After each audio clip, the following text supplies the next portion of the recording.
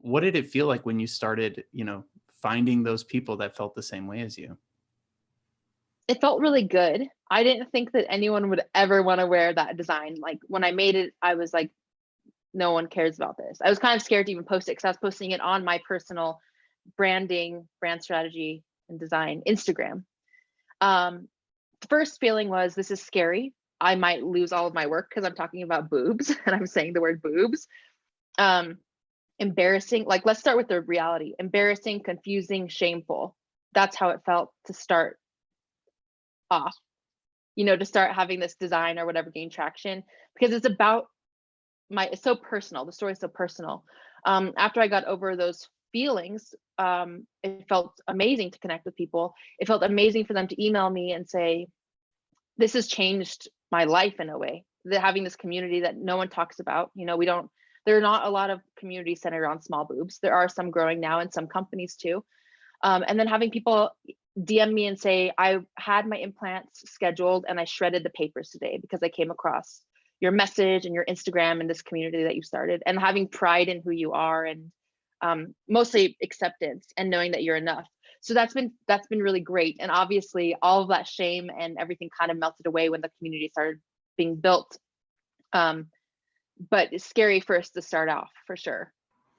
Yeah, and last week we had a podcast where we were talking about intimacy and boundaries in the workplace, and part of that conversation was about how our personal views of ourselves and our own boundaries and our own thoughts on our sexuality and things like that impact how we show up in the office and in the workplace. And I think one of the things that you just sort of called out here is there is sort of a culture around looking a certain way and being a certain way and showing up a certain way.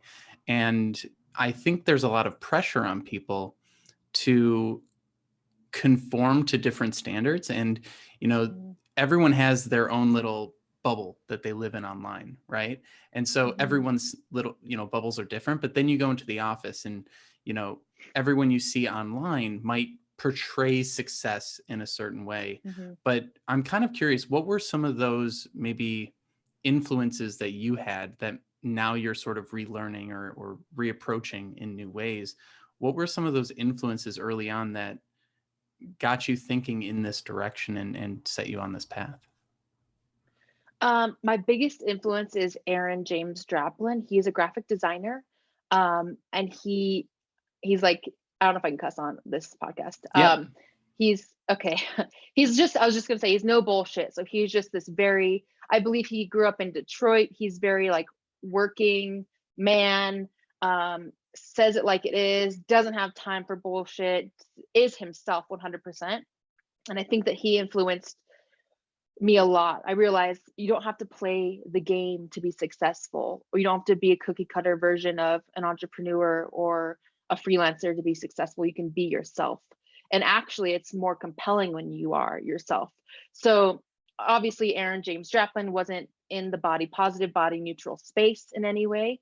But the way that he approaches business life, the way that he talks on podcasts, the way that he is, which is mostly connecting to humans. That's what he is he's connecting, influenced me a lot. I think that a lot of entrepreneurs and business owners forget connection because we're so worried about being professional. I have to be professional. I have to speak right. I have to like wear my suit, and like my headshots have me on my laptop and a cup of coffee. And I have, not that that's bad if you have that. I'm just saying we copy each other because this is the standard and this is safe and this is what professionals do. And people like Aaron James Draplin have really helped me learn to break out of that. People like Oprah too. Like I love Oprah so much because she's come from such a hard background, and she's been able to like be so vulnerable and drop it all for connection. Again, she's trying to connect and allowing people to feel what they feel and to say, hey, we all have bad parts in our lives. Like we don't have to hide them. We can kind of be authentic instead.